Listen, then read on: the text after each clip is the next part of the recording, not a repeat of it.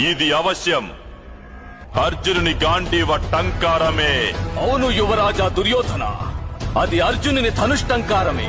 వాని ధనుస్సు చేసిన టంకారం వినగానే మీ హృదయం కంపిస్తోంది. ఆ ధనుస్సు సంధించే బాణాల నుండి నిన్ను నీవు ఎలా రక్షించుకుంటావు?